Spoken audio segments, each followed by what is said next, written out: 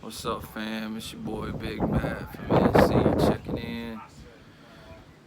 Had a rough last week, man. I touched on it on my last video, about getting let go from that job and all. That's a tough pill to swallow, fellas. But us as convicts, man. That's part of the game with us. You know what I'm saying? That's gonna happen. So you just gotta pick yourself up, dust yourself off, and move on. It sucks. Had high hopes for that, but it is what it is, man. Something else will turn up, and there'll be another chapter to the story. So, but I wanted to come on here and pick up where I left off on NC Prison Stories Part 1. I left off at Burgaw where that little piece of shit pulled that PC move, kicked the volleyball into the fence, and took off. Well, picking up from there, man. If you hadn't seen Part 1, it's just on down on the videos. You can check it out, and it's a pretty interesting story. I thought it really happened. It was a real thing that happened, and I thought it was worth speaking of. So I went ahead and made a video about some of the things that happened at that camp. You know what I'm saying? So I wanted to pick up where I left off from there. So here we go. After old boy done that, we just had to we charged it to the game, man, chalk it as a loss. And it wasn't long after that, I would say a week, maybe 2 weeks after that, I shipped. I didn't stay at that camp, like, not even a hot minute longer. I got my transfer orders, and if you watch Part 1, you'll recall that there was this sergeant who was, I don't want to say sympathetic to our cause or anything like that, but he was more like the sergeant that wanted to cut some corners just to keep the peace, kind of a sergeant. You know what I'm saying? He was one of them sergeants. You know what I'm saying? Like he wouldn't have done nothing ever, like bring nothing in or anything like that. But he would do a little certain things that were against the rules, but not against the rules to where like badly against the rules. You know what I'm saying?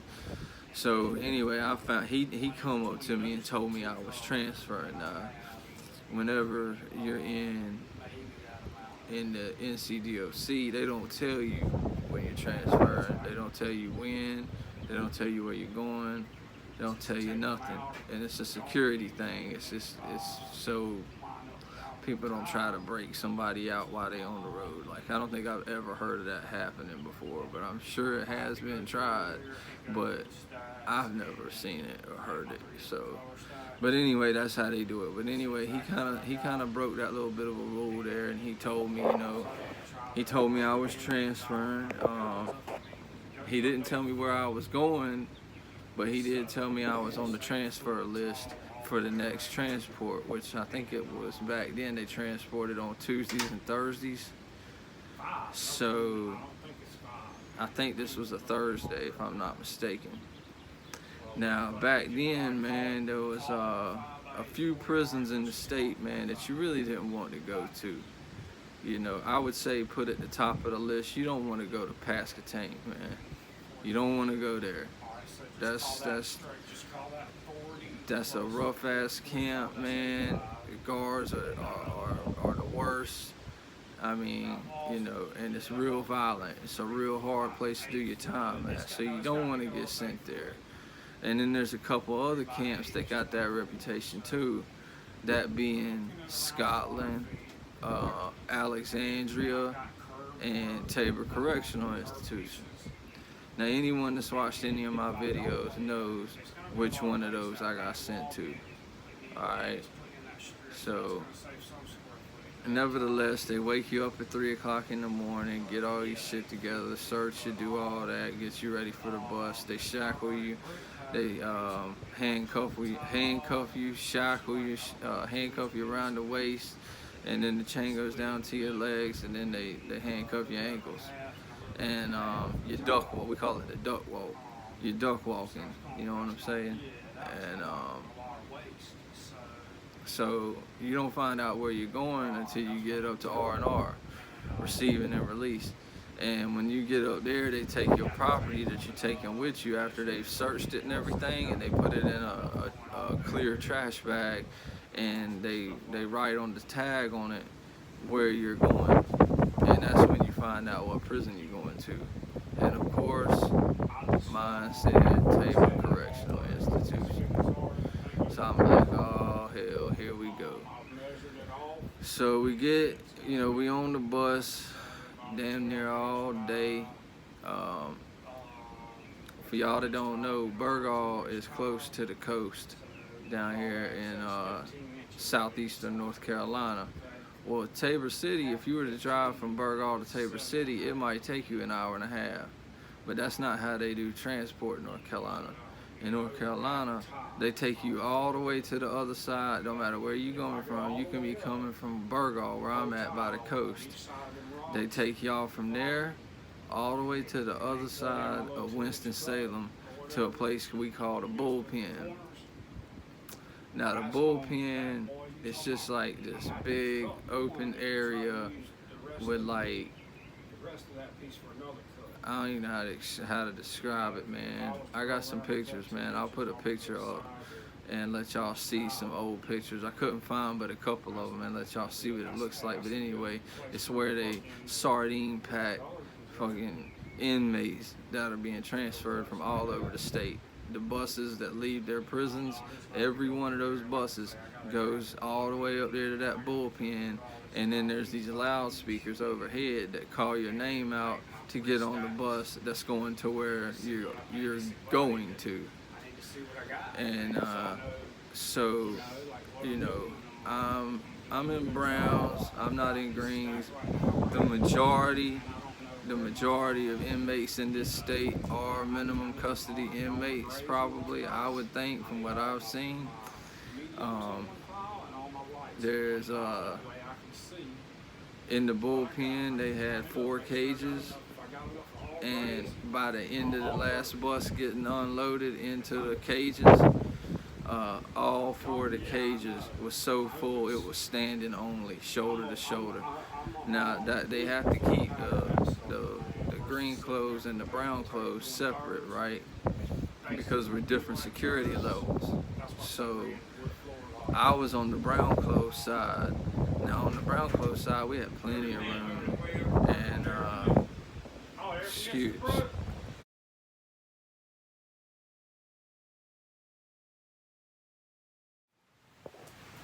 And of course, you know what I'm saying, my bag said Tabor City. Now, back in them days, it was a rough prison, man. I didn't even know they had prisons like that in this state. You know what I'm saying? It was like a USP or some shit. But what had happened was the state has signed a contract with a construction company to build 5 prisons exactly the same. And Tabor City was one of them. It was Scotland, Tabor City, Laurinburg, Alexandria, and I'm forgetting one. I can't remember the other one. But they were all 5 built at the same time. They were all medium and close custody facilities back then. There was no minimum security. Now, across the street from Tabor City, they've built a minimum security prison. Back whenever I was there, they were actually building that facility. It was in the process of being built. So, needless to say, I never made it over there. I got in some trouble while I was at Tabor. But anyway, your first day walking in, man, and I'd never been in a place like that. You know what I'm saying? It looked like a USP. It looked like some ADX Florence type shit. And you know, you go through the double gates on the bus, you know, where they check the bus and make sure there ain't no bombs, there ain't no, you know, stuff under it or whatever, and then they get you on in there. And when you go through that second gate and you can actually see the buildings real good without a fence in between, I'm gonna tell you, man, that's a damn eye opener for real. That's a come to Jesus moment for real, if there ever was one. It's like, where in the world did they just send me? You know what I'm saying? I'm in here for aggravated assault on a government official, and a DWI. You know what I'm saying? Like, there's guys that's got ton worse charges than me that are in minimum security. You know what I'm saying? And got a stack more time than I had that's in minimum security. But they put me there. You know what I'm saying? So, nevertheless, that's where I'm going. So I'm gonna make the best of it. I'm gonna do what I can. I'm gonna get my hustle on. You know, I'm gonna find out who's who on the block, what's going on, what the ins and outs are, and it don't take long. You know what I'm saying? It don't take long to figure those things out, man. You know, within a couple of weeks to a month, man. If you don't know who's got what and how things are run and things like that, there's something wrong with you. You know what I'm saying? So, you know, when I got there, it was in the unit I was sent to, blue unit. There's two TVs, one TV up on the right at the top, one TV up on the left at the top. And they had the day room split, right? On the right hand side TV, they play sports. On the left hand side TV, they play movies, right? Well, they just so happened to put the 4 telephones that's on the wall right underneath the sports television, where all these inmates sit there and watching the basketball game, screaming at the damn TV like they're actually, you know, can be heard by the players or some shit. They screaming at the TV while people's on the phone. And that like started a couple of fights. I almost got in a fight with a dude on the front row watching a Golden Nuggets, I guess is the name of the team, a Nuggets game. He was hollering at the TV so loud I couldn't even hear my mom talking on the phone. So I set the phone down. It's hooked by a cord, so I just let the phone hang, and I walked right up to him and I said, "Hey, bro, did you see me on the phone right here? You mind keeping it down just a little bit, man, please?" Notice I said please at the end. I did that on purpose, man, because 90% of the time, if you show a little respect, you'll get respect back. And of course, the man said, "Yeah, I'll keep it down, man. Sorry about that." And that was the correct way to handle that situation. Now, I could have just put the phone down, went and grabbed a chair, and cracked him over the head with it, because he knew that the phone was right there and people was on it, and he knew he was yelling loud enough that it was interrupting people's conversations.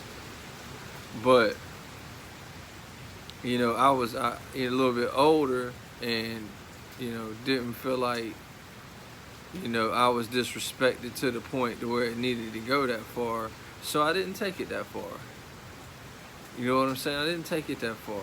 But I did for the next week keep my eyes peeled, and my homeboys did too, just to see if because the guy I said that to, he was affiliated with an organization that I'm not going to speak of,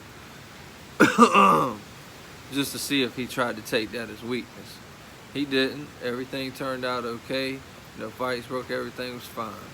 And matter of fact, from then on, when that guy was watching the ball game, he never even got loud again. Never even got loud again when I was on the phone. Just out of the show of respect. You know what I'm saying? But also, when I got to the block, it was real messy. Like, the groups were real messy. Like, the Mexicans, they had they had their stuff organized. All right, the Mexicans had their stuff organized, and if y'all that did, and for those that don't know, if you're black and in New York, if you're black and in the North Carolina prison system, the Bloods run the prison system. There's just too many of them, and they're everywhere. So they had their own table, they ran the gambling table, and all of that. There wasn't but 9 of us whites in there out of 78 inmates in the entire block. There was about, I think, 14 or 15 Mexicans in there. I think there was like 12, 13 Bloods. There was like 7, 8 Crips, 7, 8 GDs. I even saw a couple of white Bloods, man. I saw a white blood one day. He was walking around the block with no shirt on, had blood this big tatted across his chest. Blood that big tatted across his chest, white as me, whiter than me. I was like, damn, okay, all right. So anyway, not to skip ahead, anyway, let's jump back. So I get my cell, and I'm going back to my cell. My cell happens to be on the top tier, all the way to the back on the right. The very last cell on the right was my tier. I got a photo I'm gonna put in here, and I'm gonna show y'all which cell was mine in Blue Unit.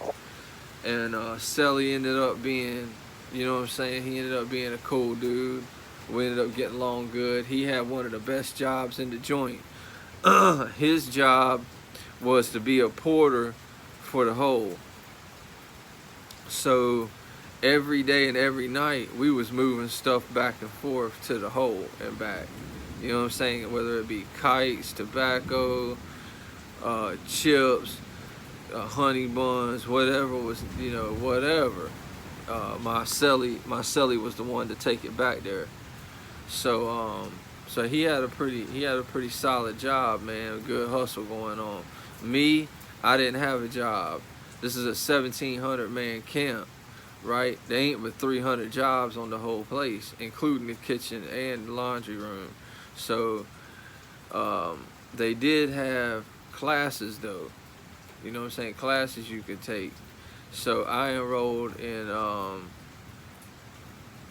I forget the name of the class. Oh, HRD, Human Resource Development, where they teach you how to open a bank account, write checks, just that kind of sort of dumb thing.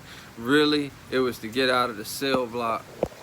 It was to get out of the cell block for the day. You know what I'm saying? Nobody wants to just be in the cell block for the dead time.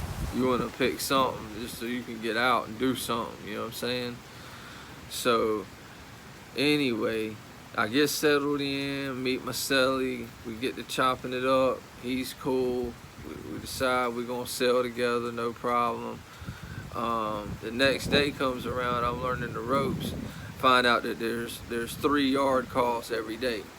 All right, first yard's in the morning, second yard's after lunch, third yard is right after dinner until dark. All right. Now most of the guys that have jobs, they don't go to the first or the second yard. They always have to wait till third yard to go out because they got jobs. You know what I'm saying? So third yard is where it's going down at. That's where everything's moving. You know, things are changing hands, blah, blah, blah, blah, blah. So you always want to make it the third yard. You know what I'm saying? So there was, on this compound, Tabor City, there was 4 yards separated by spines in between.